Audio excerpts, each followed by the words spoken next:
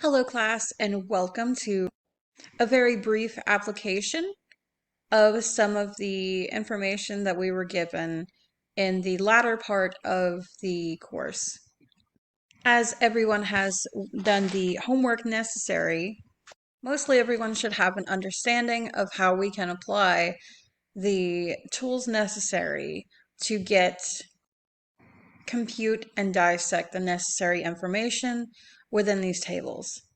So here I have a presentation that I have been working on for Psychology 400, just a brief overview of comorbidity of ADHD and autism spectrum disorder in children. Thanks to the knowledge and application, we know to locate the mean and standard deviations.